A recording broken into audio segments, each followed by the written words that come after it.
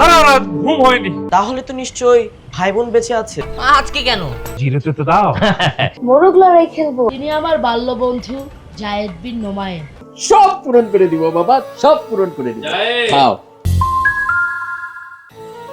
আব্দুর রহমান, আপনি যে কলসিতে তেলের নিচে স্বর্ণমুদ্রা রেখেছিলেন তা কি জায়েদকে বলেছিলেন? না জাহাপনা, আমি সে কথা তাকে বলিনি। কেন? আমি ভেবেছিলাম সে দরিদ্র ব্যক্তি, হুম, সে যদি জানতে পারে যে কলসির মধ্যে স্বর্ণমুদ্রা আছে তাহলে হয়তো তার লোভ জাগ্রত হতে পারে, সেজন্যই বলিনি জাহাপনা। তার মানে আপনি তাকে বিশ্বাসও করেন আবার অবিশ্বাসও করেন?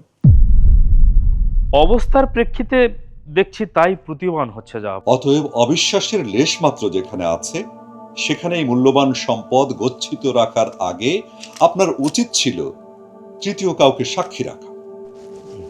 আপনি এবং জায়েদ ছাড়া এই বিষয়ে কি তৃতীয় কাউকে সাক্ষী রেখেছিলেন? শাহেন শাহের এই প্রশ্নের হাস্যসূচক কোনো জবাব আমার কাছে নেই। নিজের বোকামের কথা চিন্তা করে এখন আমার লজ্জায় মাথা কাটা যাচ্ছে। ঠিক আছে আব্দুর রহমান, আপনি এখন আসুন। আপনার অভিযোগটি যদি সত্য হয় তার বিচার আপনি পাবেন, আর অভিযোগটি যদি মিথ্যা প্রমাণিত হয় তার শাস্তিও আপনাকে পেতে হবে। ঠিক আছে জাহাপনা।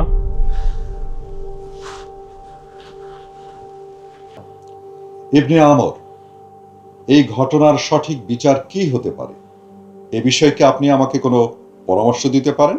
সঠিক বিচারের জন্য আগে প্রয়োজন সঠিক তদন্ত। সেটাই তো বড় সমস্যা। সাক্ষী ব্যতীত তদন্ত কাজ চলবে কিভাবে? এটা নিয়ে জাহাপনার অত বিচলিত হওয়ার কোনো প্রয়োজন আছে বলে আমার মনে হয় না। আপনার সূক্ষ্মদর্শিতার উপরে আমাদের এবং রাজ্যের সকল জনগণের অগাধ বিশ্বাস রয়েছে। এই বিষয়টি আমাকে বেশি বেশি পীড়া দিচ্ছে, কারণ আমার বিচার ফয়সালার উপর তাদের অগাধ আস্থা রয়েছে। তারা অধীর আগ্রহে অপেক্ষা করছে সাক্ষ্য প্রমাণবিহীন এই জটিল মামলাটির ফয়সালা আমি কি দেই সেটা দেখার জন্য, জানার জন্য। প্রিয় সভাসদবৃন্দ, খোদা না করুন এই বিষয়ে যদি কোনো ভুল রায় আমার মুখ থেকে বেরিয়ে যায়, আমি জনগণকে কিভাবে মুখ দেখাবো? আর কাল কিয়ামতের ময়দানে মহান মাবুদের কাছে আমি কি জবাব দিব?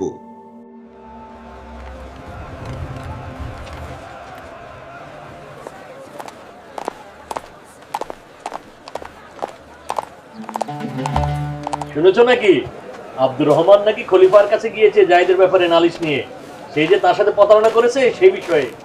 তাহলে তো হলোই, এখন দেখা যাক বিচার কি হয়। তোমরা কি নিয়ে সব আলোচনা করছো? আলোচনা তো এখন একটাই, আব্দুর রহমান আর জায়েদ। হ্যাঁ, যেখানেই যাই সেখানেই তো আব্দুর রহমান আর জায়েদের গল্প শুনছি।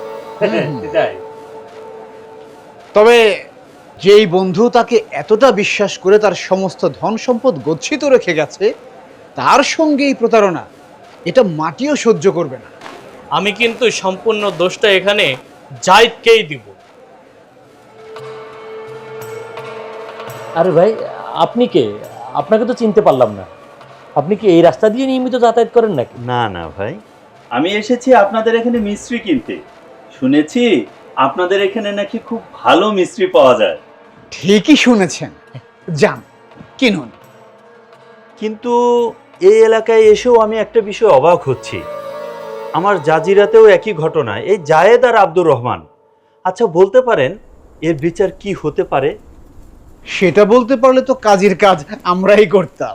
হ্যাঁ সেটাই, ওটা নিয়ে তো একটু আগে আমাদের এখানে তুমুল ঝগড়া। একবারে ঝগড়া মানে কি, ঝড় উঠে গেছে। তবে ফলাফল কিন্তু শূন্য, তাই না? শূন্য। ঠিক আছে, আমি এখন যাই, দেখি খলিফা কি বিচার করে। আমার আবার মিস্ত্রি কিনতে দেরি হয়ে যাবে। আল্লাহ হাফেজ। আল্লাহ হাফেজ। আসসালামু আলাইকুম। ওয়ালাইকুম আসসালাম। দেখিনি আসলে। আল্লাহ চাহে তো পন্থা একটা বের হবেই। আমার মনে হয় শাহেন স্যার এখন একটু বিশ্রামে যাওয়াটাই বেহতার। না, আপনি আমাকে সঠিক পরামর্শ দিচ্ছেন না। রাজকার্যের তাকলিফ করে আমি বিশ্রামে যেতে পারি না। শুনুন, আজ রাতেও আমরা সেই দিনের মতো বের হতে চাই। আমি দেখতে চাই শিশুর আদালতের সেই বিচার প্রক্রিয়া কোথায় গিয়ে সমাপ্ত হয়। তবে একটি কথা মনে রাখবেন, এই বিষয়টি যেন কেউ জানতে না পারে। আপনি রাজ্যময় গোয়েন্দা নিয়োগ করুন, তারা স্বনামে বেনামে সারা রাজ্যে ছড়িয়ে পড়ুক। এই বিচারের ব্যাপারে দেশের মানুষের মনোভাব কি, তাদের দায়িত্ব হবে সেই সম্পর্কে আমাকে অবহিত করা। বুঝতে পেরেছেন তো? আরেকটি বিষয় আমর, তারা এই বিষয়ে যদি আরো নতুন কোনো তথ্য পায় সে সম্পর্কেও আমাকে অবহিত করবে। যথাজ্ঞা শাহেনশাহ, আপনার নির্দেশ অক্ষরে অক্ষরে পালন হবে।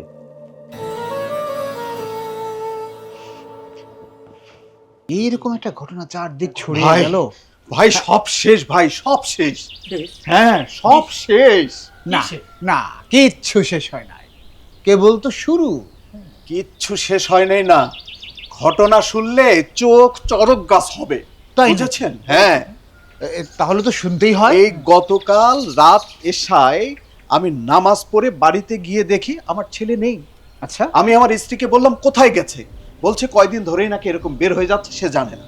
বের হয়ে যায়? হ্যাঁ, বের হয়ে যায়। কখন? সন্ধ্যার পর।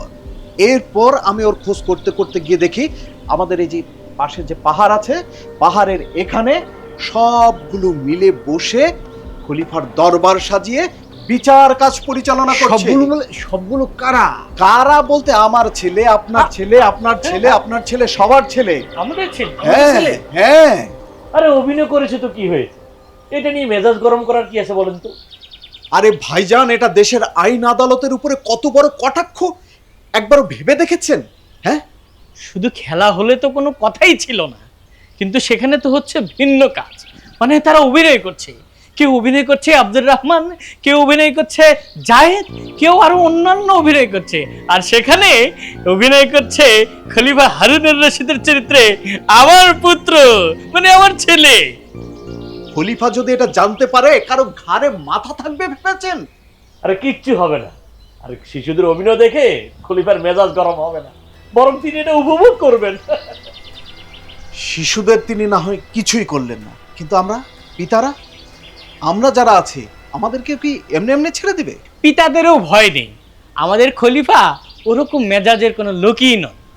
তার মেজাজ এই লড়াই করা মোরগের মতো এত গরম না, বরং তিনি সেটা উপভোগ করবেন। হ্যাঁ উপভোগ করবে। ভাই, আপনারা যে কি মানুষ! থাকেন। যাচ্ছেন কেন? হ্যাঁ, চলুন নামাজ পড়ে আসি। আমরা নামাজে যাই। হ্যাঁ চলুন চলুন চলুন। জি মাননীয় কুশলীগণ, আজ শুক্রবার বেলা আমর। 11 ঘটিকা। আপনিও গভীরভাবে লক্ষ্য করুন, এই আদালতের একটি কার্যধারাও যাতে বাদ না যায়।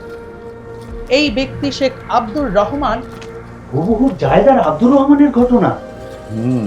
তিনিও বহুকাল আগে পরলোক গমন করেছেন। আমি দেখতে চাই এই শিশু খলিফার কাঠগড়ায় কি রায় দেয়। আমার মনে হয় এর মধ্যেই আমি এই জটিল মামলার একটি সমাধান পেয়ে যাব। আমারও তাই মনে হয়। দেখুন দেখুন, এখনই আসামি জায়দের উকিল কিছু একটা বলবে। এ থেকেই বোঝা যাচ্ছে যে আমার মক্কেলের কোনোই দোষ নেই। নোমায়ের কথাই আমার মনে আসলো। বলেছিল কলসিতে তেল আছে, আর এখন বলছে কলসিতে তেলের সাথে স্বর্ণ মুদ্রাও ছিল। চমৎকার, আমরা সুরাহা পেয়ে গেছি। আমর, আপনি যান, এই শিশুদের প্রত্যেকের পিতামাতাকে জানিয়ে দিন আগামী জুমাবার বাগদাদের কেন্দ্রীয় মসজিদ চত্বরে আমি তাদের দেখেছি। আপনি রাজ্যময় এলান করে দিন আগামী জুমাবার বাগদাদের কেন্দ্রীয় মসজিদ চত্বরে আব্দুর রহমান এবং জায়েদের মামলার চূড়ান্ত শুনানি অনুষ্ঠিত হবে এবং ওই দিনই এই মামলার রায় ঘোষণা করা হবে।